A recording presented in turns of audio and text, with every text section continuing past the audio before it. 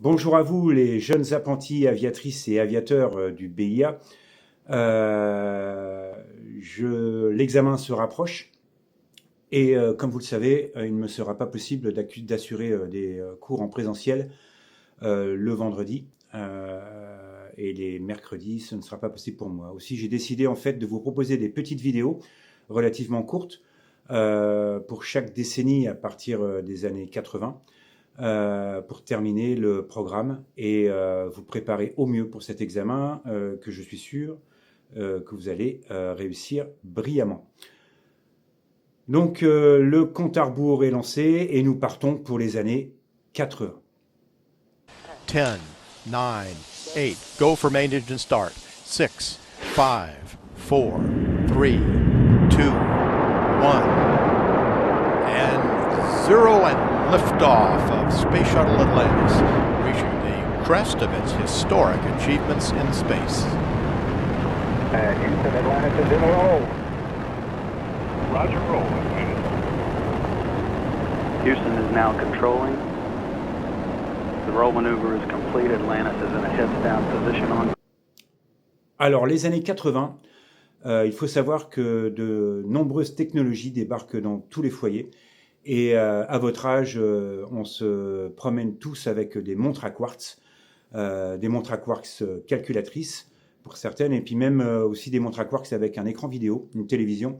Mais alors là, c'est vraiment pour ceux qui étaient à la pointe de la technologie et qui avaient les moyens de pouvoir se les offrir. Je suis moi-même fanat de technologie, donc vous m'excuserez aussi, c'est la première fois que je fais des petites vidéos comme ça. Donc, mais quand même, il y a un petit décor. Voilà, donc la technologie débarque dans tous les foyers et l'homme se décide à envoyer énormément de satellites pour exploiter commercialement l'espace proche. Donc, on envoie des satellites de communication, de télécommunication, des satellites météorologiques, des satellites espions pour les militaires. Et donc tout ça demande des fusées pour envoyer ces satellites. Et à l'époque, ces fusées, contrairement à aujourd'hui avec SpaceX où elles sont réutilisables, ces fusées étaient détruites après leur utilisation. La NASA, très tôt, dans les années 70, décide de développer un appareil capable d'envoyer dans l'espace en orbite des satellites, mais aussi d'autres équipements, et de pouvoir être réutilisable. Et c'est la navette spatiale. La navette spatiale, le premier vol a lieu en 1981, c'est la navette Columbia, qui s'envole avec à son bord 7 personnels d'équipage. Rapidement, elle va devenir indispensable pour mettre en orbite un nombre de satellites. Il faut savoir qu'elle dispose d'une capacité d'emport de 30 tonnes environ, ce qui est exceptionnel pour l'époque. Et surtout, elle est réutilisable. C'est-à-dire qu'une fois sa mission accomplie, elle revient sur Terre et se pose sur le sol en planant. C'était vraiment pour nous, à l'époque, quelque chose d'absolument incroyable. Il y a eu énormément de films à ce sujet. Je pense notamment à un James Bond. Il y avait beaucoup de maquettes qui circulaient. Mais j'ai moi-même eu une petite navette. Alors, je ne sais pas ce que j'en ai fait. En miniature. En 1986, par contre, là, c'est une tragédie qui nous rappelle que l'exploration de l'espace est source de nombreux drames, puisque en 86, après 73 secondes après son décollage, la navette Challenger explose. Et ça a été un drame pour tous ceux qui l'ont vécu en direct, mais aussi en différé. On a tous vu, moi à l'époque, j'avais vu donc ces images-là et j'avais vraiment été perturbé par cet incident. Du coup, la NASA a stoppé toute l'exploitation de ces navettes pendant plusieurs mois pour régler les problèmes technologiques qui étaient la cause de cet accident. Et c'est un joint torique défectueux qui a provoqué l'explosion de la navette Columbia.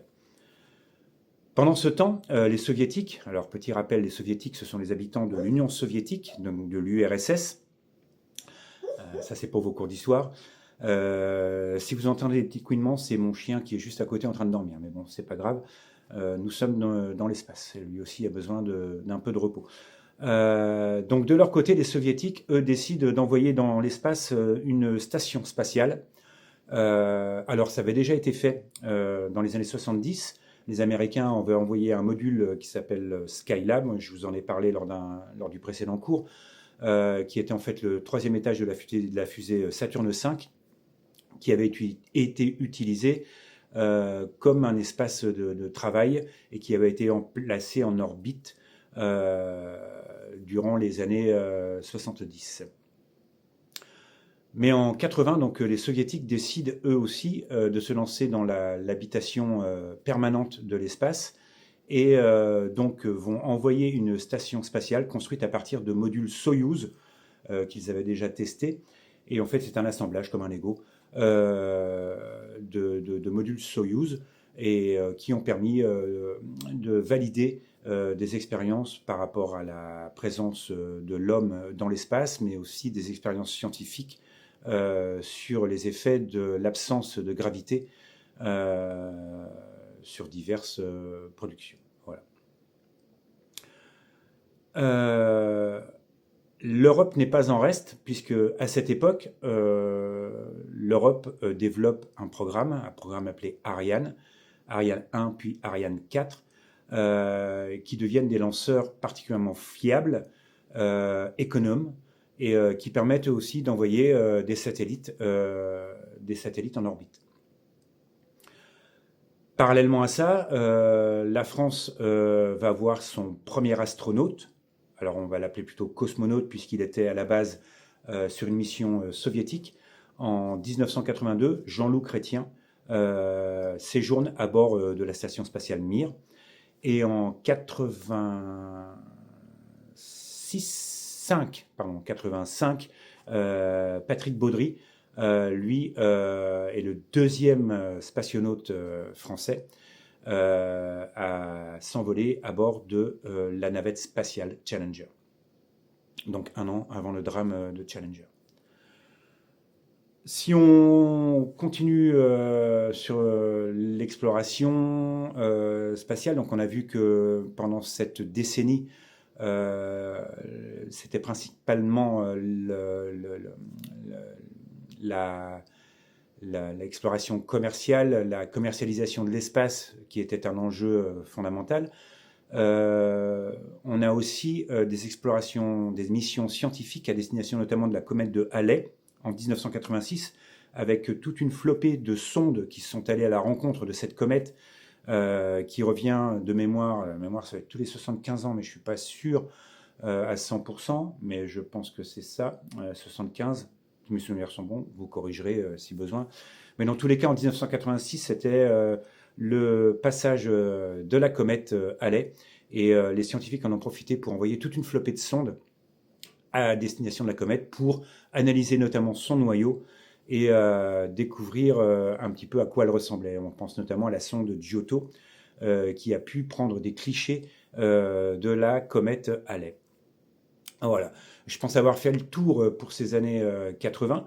On se retrouve bien pour un prochain épisode donc qui sera consacré aux années 90 avec notamment le télescope Hubble et puis le début de la construction de la station spatiale internationale, l'ISS. Voilà, je vous remercie pour votre écoute. N'hésitez pas à partager. C'est ma première vidéo, donc soyez un petit peu indulgents.